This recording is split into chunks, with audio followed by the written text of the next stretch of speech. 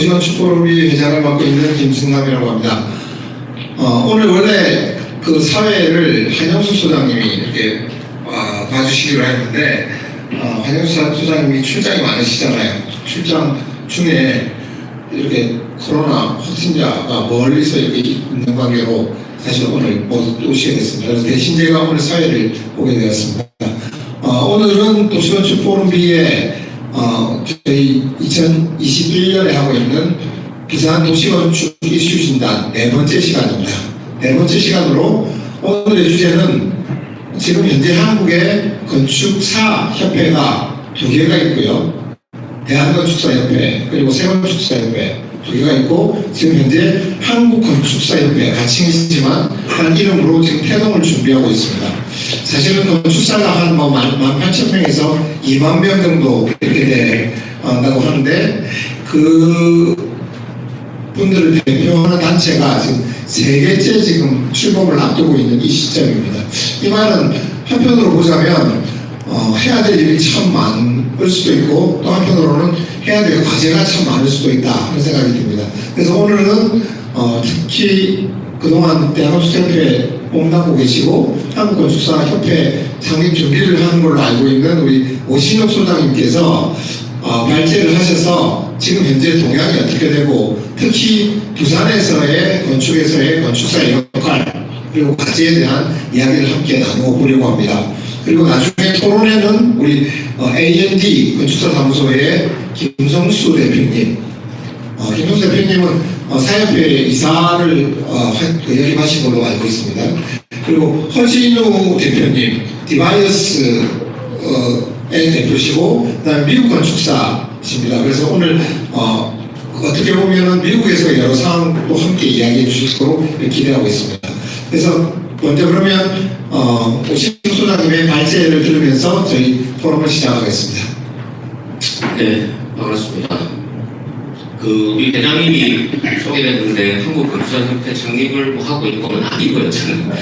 그래서 그냥 관련된 자료를 그냥 제가 조금 이렇게 찾았습니다. 저도 좀 물어보고 최근 지난 18일 날 있었던 국토위원회에 대한 지금 현재 의무가입에 대한 사안들 조금 제가 좀 조사해 왔고요. 그래서 그 내용들을 사실은 우리가 이 행사를 기획할 때 처음에는 그냥 편안히 앉아서 이야기하는 자리 하자 해서 그건 주장 해보지 이렇게 했는데 사실은 조금 우리가 행사가 약간 포매팅이 되고 이렇게 되면서 이게 조금 외부에서 보는 사람도 좀 많이 있는 걸로 압니다. 그래서 이 문제에 대해서 조금 제가 생각을 하면서 제가 나눠드린 유인물은 그냥 한번 글을 적어봤습니다. 제 입장에서 이러한 단체들이 어떻게 했었고 지금 부산에서 건축가로서 활동하는데 좀 어땠던가 하는 걸 한번 소회 같은 것을 한번 적어봤고요. 그래서 부분은 참고로 해주면 될 것 같고 그래서 지금 우리가 기존에 대한건축사협회가 있고 사회건축사협의회 세건협이라는 데가 있고 지금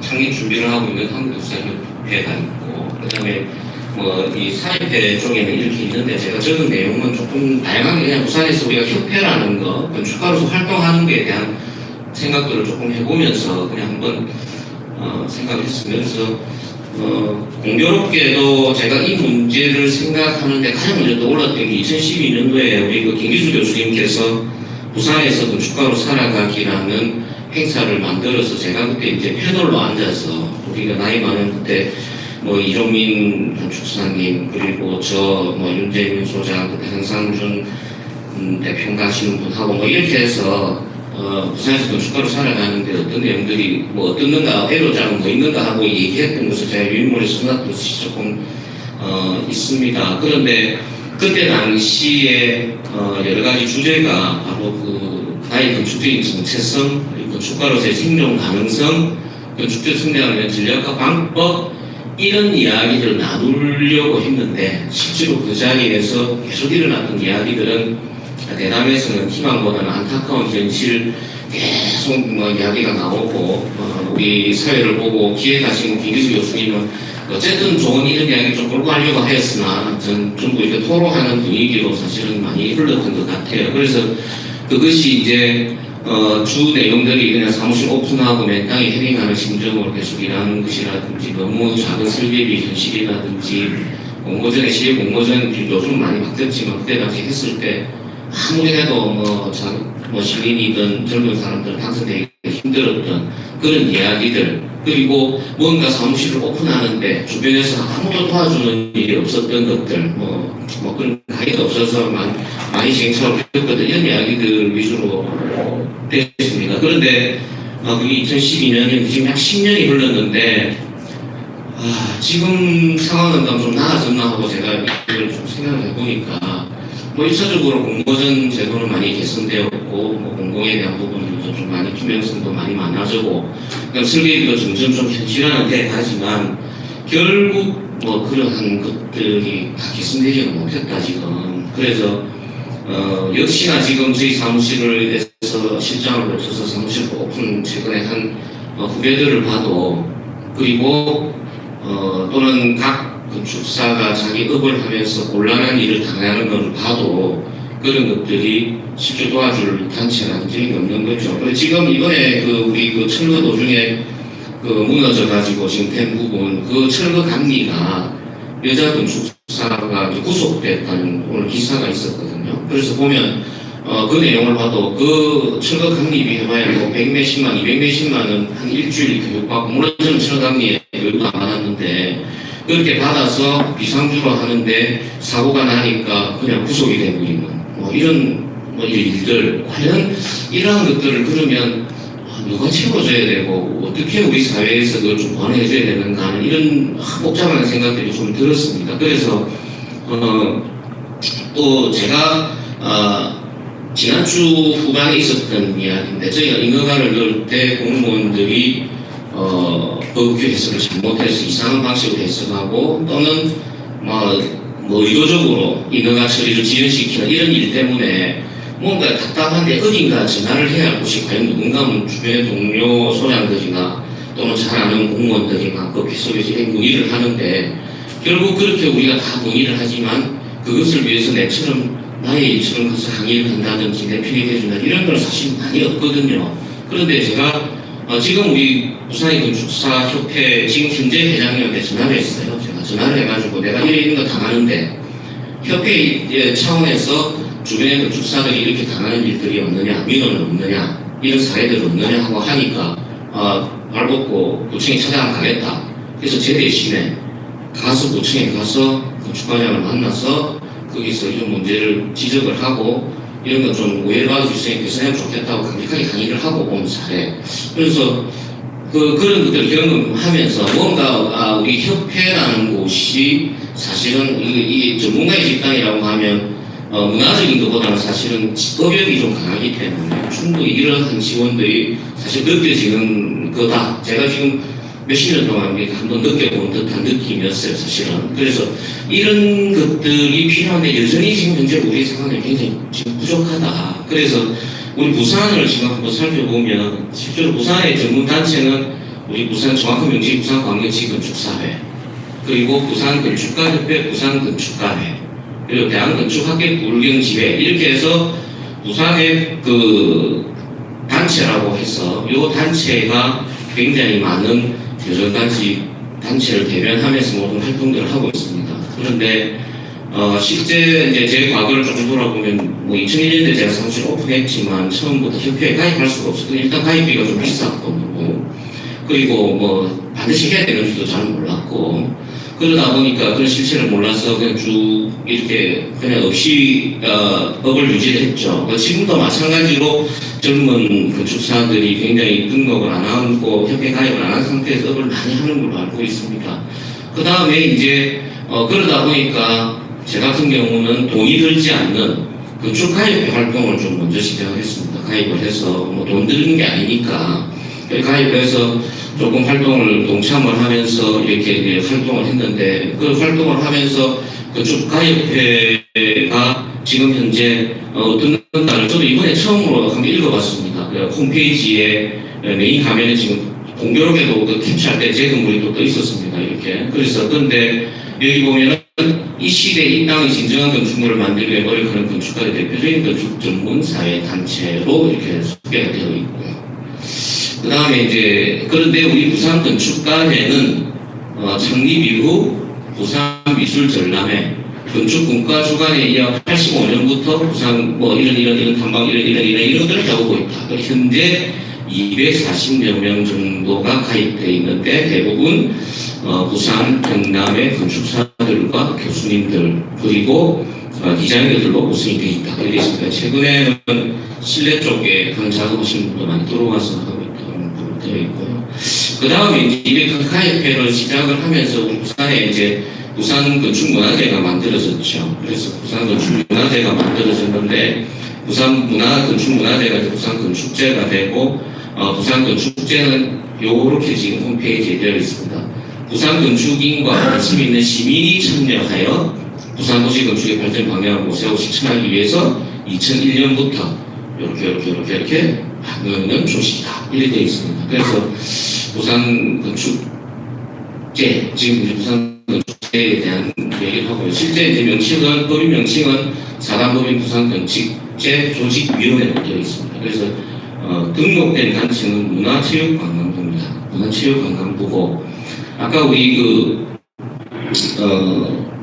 우리 사입회 같은 경우는 국토부 쪽이죠. 그죠? 이쪽은 이제 문화체육관광부 쪽으로 되어 있고, 그래서 주요 사업들이 이렇게 쭉 나와 있습니다. 나와 있고, 그 다음에 이제 제가 이제는 그 협회에 가입을 하게 됐습니다. 축사협회에 뭐 여러 가지 압박도 있었고 이제 뭐 그런 부분들이 좀 있어서 활동을 위해서 좀 가입해야 되겠다 되어 있고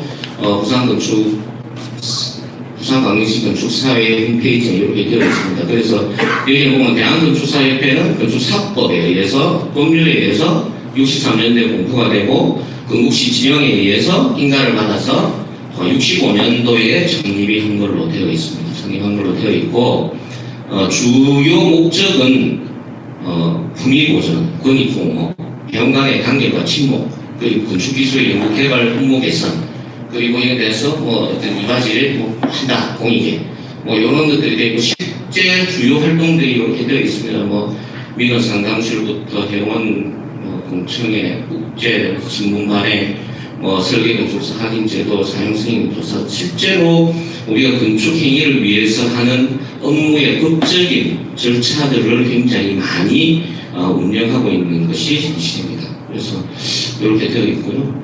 그 다음에 이제 우리가 여기 있는 우리 도시 건축 포럼비가 만들어졌죠. 그래서 막 포럼비에 열심히 하고 있는데 우리 포럼비는 제가 그냥 소개한다면 뭐 저희들 내용 중에 보면 2010년에 부산의 건축가 교수의 뜻을 모아 자생적으로 만든 모임이고 건축 이론에 대해 공부하고 지역의 진앙과 이슈에 대한 토론을 이어가는데 매년 국내외 건축 투어를 기획하고 진행한다. 물론 친목이 우선이다. 뭐 이렇게 지금 되어 있고요. 그 다음에 중간에 보면은 우리가 왜 이걸 했는가 보면 성장의 지난 세기를 넘어 새로운 가치와 산업으로 세계적 도시로의 도약을 꿈꾸고 있는 부산 도시 개발은 여전히 구태의연한 내 시대의 관행을 수행하고 있다는 부산 도시 건축의 위기를 선언하고 우리가 포럼비를 만들게 됐습니다. 그래서 포럼비가 만들어지고 그에 대해서 여러 가지 우리가 뭐 사회적 책임 역할을 다하지 못했던 걸 인정하고 전문가로서 먼저 반성을 하고 나아가서 또 기술자의 역할을 넘어서 정체가 좀 진정한 대안을 조금 제시하자 이렇게 해서 도시건축 포럼비를 만들었었습니다. 그래서 지금 현재 이렇게 저희들이 활동을 하고 있고요. 그래서 그 다음에 이제 우리나라에 보면 또 이제 지금 부산에는 없지만 세건축사협의회 세건협이 있습니다. 이 세건협도 사실은 오래전에 만들어져서 여러분도 우리가 막 제가 이제 대학을 졸업하고 막 사회 나올 때 막 이럴 때부터 세건협이 만들어졌는데요. 그럼 세건협 뭐 아까 우리가 가깝게 봤고 세건협에서 하고 있는 사업들을 그냥 제가 한번 조사해봤습니다. 그래서 뭐 우리가 포럼비에서 하고 있는 도시답사, 뭐 책 공부, 책을 묻다, 건축 명장, 건축가 사회라는 개간식 만들어내는 건축 집단, 그 다음에 도시 건축 디자인 공모전 뭐 이런 것들을 하고요. 자체 사업으로. 그 다음에 문화부 지원 사업으로 아까 우리 부산 건축제가 문화관광부에 소속돼 있듯이 등록된 게 세건협은 문화부 쪽에 등록돼 있습니다. 같이. 그래서 젊은 건축가상을 여러 가지 그 한국건축가협회하고 여성건축가협회하고 공동으로 해서 문화체육관광부 주체로 하는 것을 지금 하고 있고, 그 다음에 세 번째 자체 사업을 영리 사업을 또 이렇게 최근에 들어서 하고 있습니다. 용역. 그래서 요게 한 1년치 정도 한 용역입니다. 연구 용역부터 조사 연구 용역, 그 다음에 설계 공모전 뭐 이런 것들 수입 용역해서 이렇게 1년에 한 이 정도의 용역들을 지금 헤쳐나가고 있는, 그래서 약간의 운영을 하는 지금 그런 시스템으로 되어 있고요. 그래서 거의 뭐 한 20개 정도. 최근 들어서는 공모전 제도가 바뀌어서 굉장히 많이 공모전에 대한 진행 용역이 지금 의뢰가 들어오는 걸 알고 있고요. 뭐 대충 조직도는 이렇게 되어 있습니다. 그래서 왜 이걸 보이냐면, 그래서 제가 사실은 조금 오랜 시간 동안 지역위원장으로서 그냥 그 이름을 올려놓고 가끔 저희들 그 포럼비하고의 유대관계를 조금 맺어왔던 터입니다. 그래서 이제 이렇게 한번 보여드리고요. 그 다음에 위원회들이 뭐 이렇게 좀 많이 있었습니다. 그래서 지역위원회, 지금 현재로는 뭐 다양한 지역에 대해서 이렇게 지역위원회로 이름이 좀 올라가 있는 상태고요. 그래서 부산에 대한 뭐 교도 역할들을 좀 했었고, 그 다음에 요즘 다 궁금해 하시는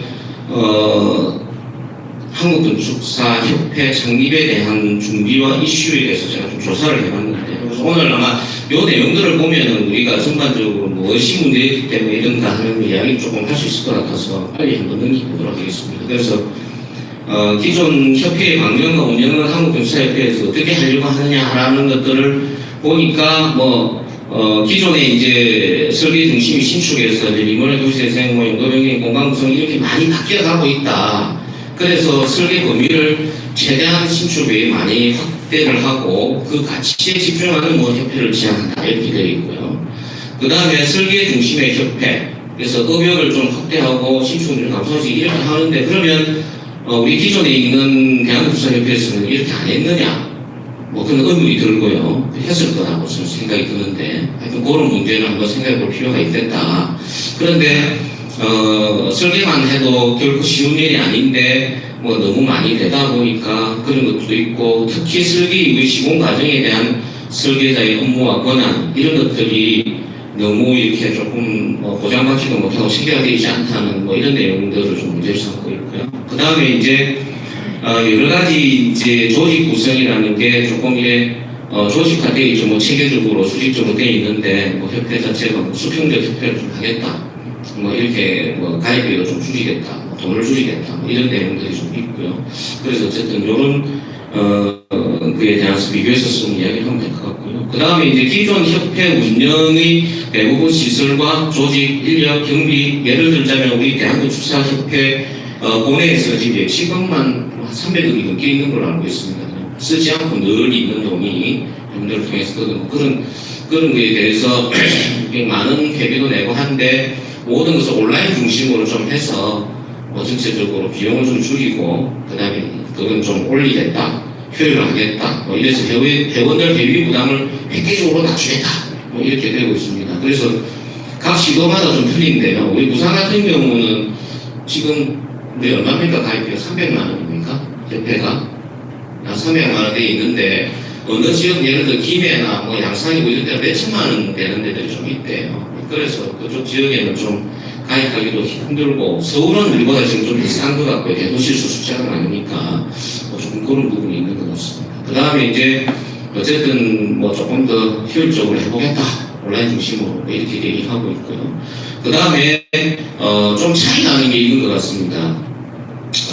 건축사와 건축계가 함께 하겠다. 이래서 우리가 그 대한건축사협회는 말 그대로 직능단체이기 때문에 좀 건축사들 위주로 모든 구성이 되어 있고, 건축사가 아니면 가입 불가능합니다. 그런데 이제 한국건축사협회는 학생, 교수, 건축사고, 외국 건축사들 전체를 다 해서 전체적으로 좀 포용을 하겠다. 어떤 지휘 체계를 어떻게 만들겠다. 이런 이야기인 것 같고요. 그래서 보면은 지금 우리나라의 건축사 분포가 가장 크다면, 그 중에 대한건축사협회 회원이 이만큼이면 개혁건축사가 대한건축사협회가 아니고 되어 있는 사람이 있고, 지금 우리 법적으로 등록건축사는 다 되어야 되고요. 업을 하려면 등록을 해야 되고, 이런 상태에 있는 것 같습니다. 그런데 이제 한국사협회에서 여기다가 요런 신분에 있는 분들도 좀 포용을 하겠다. 그렇게 지금 생각을 하는 것 같습니다. 그래서 특히, 미등록 건축사, 그러니까 업을 한다고 등록하지 않은 사람들까지도 포용하겠다라는 얘기를 하고 있고요. 그 다음에 여러 가지 이제 불공정 상황, 자의적 국회에서 과도한 심의, 업무의 책임, 이런 것들을 잘 좀 가동시켜서 적극적으로 지원을 하겠다. 그래서 이건, 저는 사실은 이 업무를 하면서 이게 제일 필요한 것 같아요. 우리가 단체를 통해서 느끼는 게.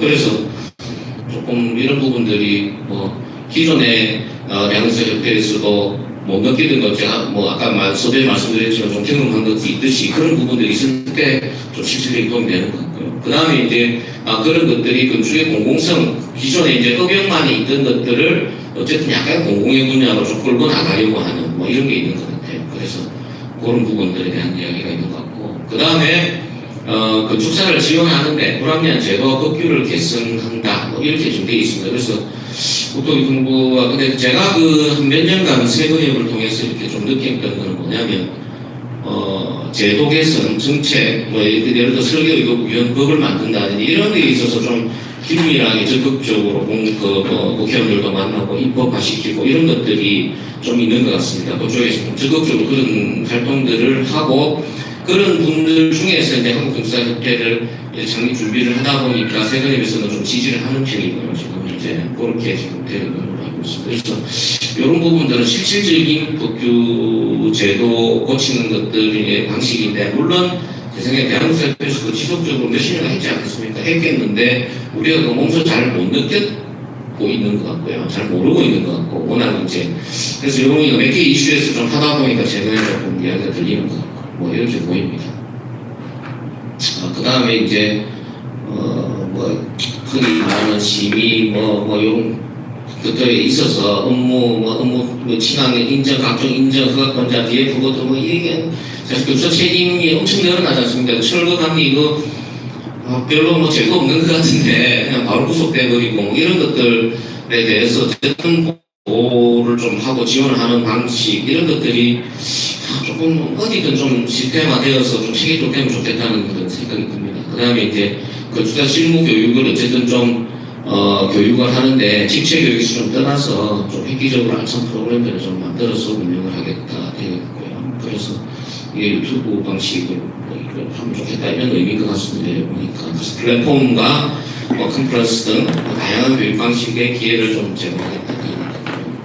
그 다음에 이제 많이 이슈되는 게 설계의도위원과 지정감리. 그래서 감리 부분을 설계자가 감리를 하지 못하는 것에 대해서 굉장히 이제 이슈가 있었고 몇 년 전부터. 지금 소규모에 있어서는 허가권자가 감리를 지정하도록 되어 있죠. 그런데 지정하다 보니까 아무것도 설계가 참여 못했는데 설계의도위원이라는 법을 만들어서 요거에 대해서 지금 현재 적용이 되고 있고요. 최근에는 저도 지금 하나 허가권자 감리 지정으로 해서 얼마 전에 했는데 저희가 설계의도위원 감리비 380몇만 원인가를 이렇게 계약을 하게 되는 지금 제도가 되었습니다. 어느 정도.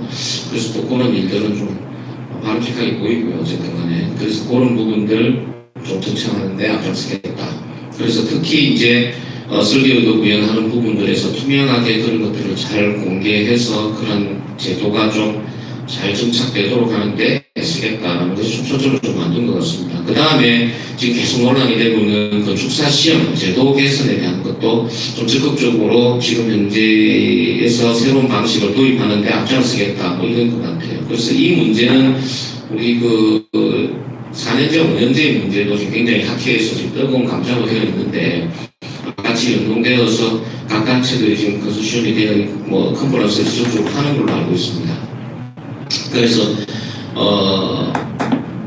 기존에 5년제를 졸업하지 않은 사람들이 건축사 시험을 칠 수 있도록 완화를 해주자라고 하는 것이 지금 건축사 협회와 대한건축사협회와 그 다음에 4년제 대학을 가지고 있는 학교의 교수님들 위주로 지금 계속 나오고 있고요.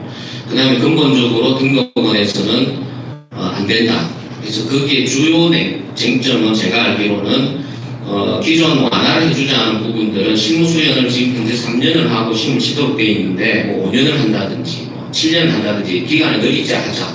근데 등록원 입장에는 교육을 받는 것과 자기가 돈을 벌면서 일을 하면서 수련을 쌓는 건 엄연히 구분이 되어야 된다. 그래서 추가로 교육받을 수 있는 시스템을 만들자라고 거기서 지금 서로 대치되고 있는 것으로 최근 정보입니다. 그 정도 알고 있고요. 그 다음에 이제 지금 우리 대한건축사협회와 기존 국토부 쪽에서 건축사 면허제를 도입하자고 되어 있습니다. 그래서 의무가입 제도하고 의무가입을 통해서 건축사 면허를 제로 다시 해서 다시 면허를 하자 뭐 이렇게 해서 하도록 되어 있는데, 그래서 보면은 5년제 졸업을 하고 실무수련을 이수한 다음에 건축자격증을 따고 나서 사무소 개설할 때 협회에서 면허를 다시 받는 겁니다. 적정한 교육을 받고. 그래서 이제 이러한 것에 대해서 지금 제도화 되려고 지금 그 대한건축사협회에서는 진행 중에 있는 거고, 새로 만드는 한국건축사협회에서는 이걸 좀 저지를 하겠다. 그래서 이러한 것들은 기득권이 더 공고히 하는 그런 취지로 보이니까 반대 운동을 추진하겠다. 지금 이렇게 좀 되어 있습니다. 그래서 보통 우리가 건축 5년 전공하고 실무수련 3년, 건축사 시험 평균 한 5년 정도 준비해서 시험을 치는데, 관련 면허제를 하게 되면 기존의 기득권의 건축사들이 숫자를 제한할 거기 때문에 시험을 막 잔뜩 주고, 이거는 이제 과연 몇 년이 걸릴지도 모르겠다. 지금은 그렇지만 이렇게 우려를 하는 것 같습니다. 그래서 저는 사실 살짝 이해는 안 되는 부분이 있습니다.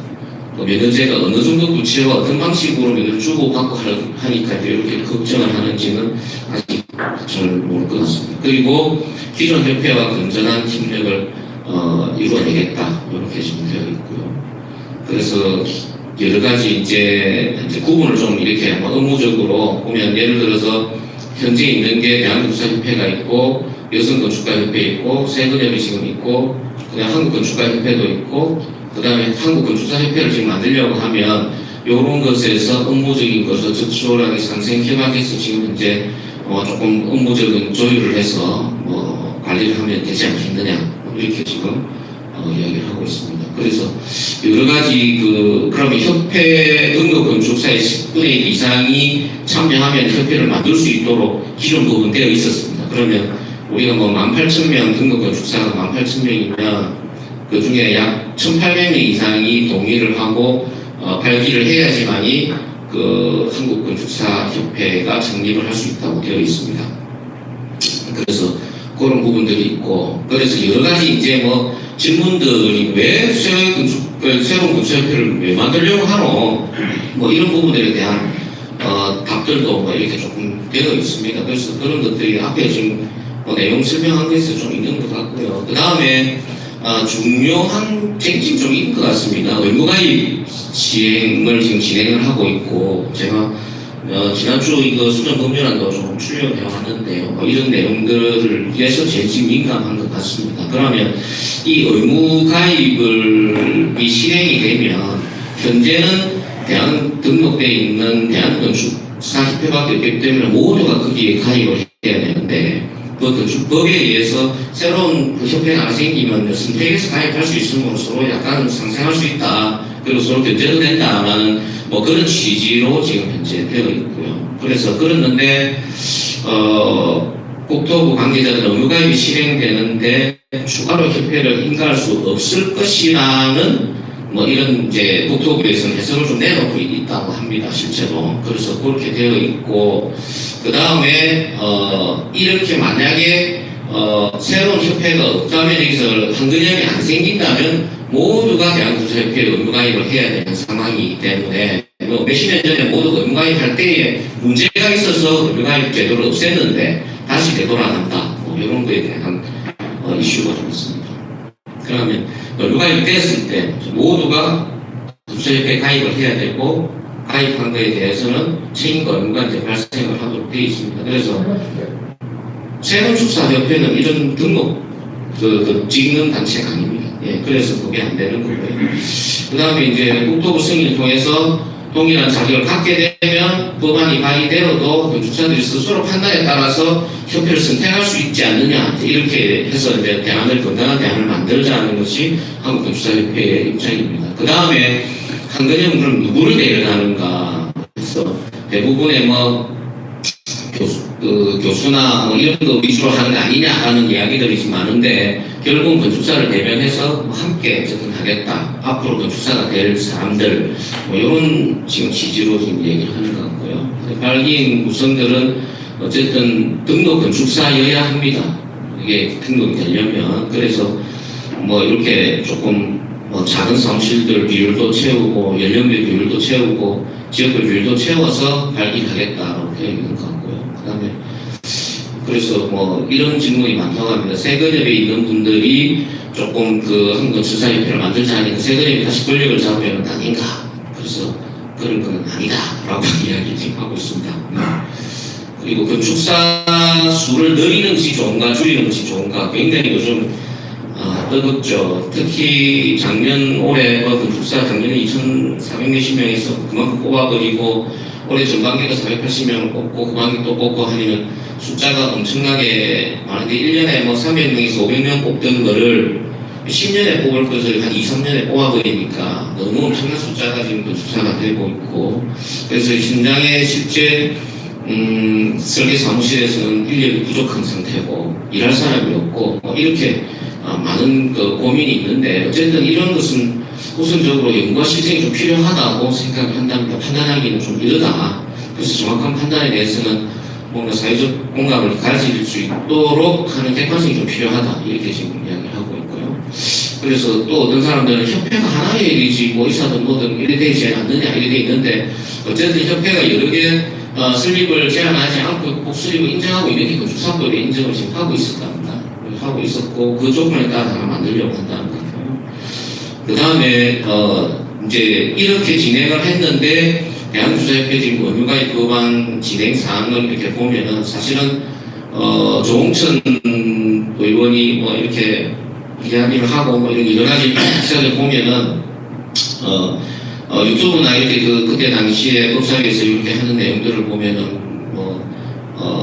몇 개의 문항을 거쳐가지고 뭐 징계권을 협회에 다 주지 않고 뭐 이런 조금 완화되는 것들을 조금 언급하면서 통과를 시켰는데 통과한 거는 내용은 그냥 워낙 비슷하게 통과를 했답니다. 그래서 공수라고 얘기를 하고 있고요. 그래서 지금 제가 오늘 여기 급섭 일부 개정안에 대한 수정안 자체를 검색을 해서 따가지고 좀 가져왔습니다. 왔는데 결국 지금 흘러가는 거는 대부분이 어쨌든 협회라고 하는 의무 가입을 그냥 건축사 협회가 아니고 대한건축사협회에 의무 가입을 하도록 한다.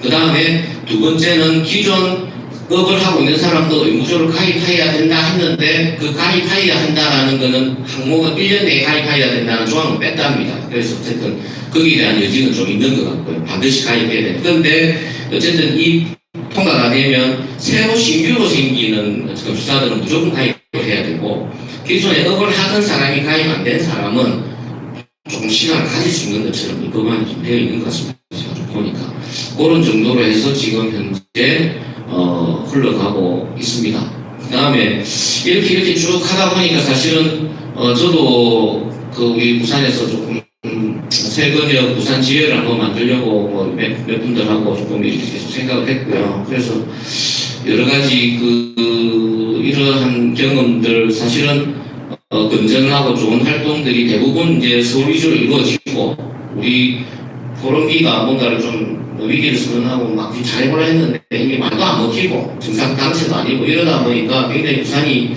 지금 조금 안타까운 현실에서 많이 이제 공권력이나 또는 뭐 정책에 따라서 그냥 이렇게 왔다 갔다 하는 이런 것들을 만들어질 수 있습니다. 그래서 그런 것들을 어쨌든 부산에서도 건축의 풍토를 좀 바꿀 수 있는 방법이 뭘까? 그리고 좀 젊은 사람들이 소리를 내고 거기에 대해서 조금 바른 소리를 할 수 있는 게 뭘까라고 이제 고민하다가 어쨌든 부산에서도 세근역의 지회가 되면 어쨌든 부산에 없는 단체가 그겁니다. 그렇게 해서 그렇게 되면 조금 그러한 취지에 맞는 방식의 소리나 선언들을 좀 할 수 있지 않을까 그렇게 좀 생각을 하고요. 그 다음에 기존의 벽이 너무 높아서 잘 못 가는 그런 신진건축사들이라든지 또는 신중건축가들이 조금 자기의 자리들 그리고 미래를 위해서 조금 공부도 하고 그 다음에 생각들을 나누는 그리고 그들이 또는 우리들이 올바르다고 생각하는 것들을 조금 제대로 소리를 내거나 전달할 수 있는 약간 그러한 매개가 될 수 있지 않을까라는 생각에 제가 지금 부산에서는 어쨌든 세간의 지혜를 올해 창립을 하려고 지금 준비 중에 있습니다. 일부 드시는 분들하고.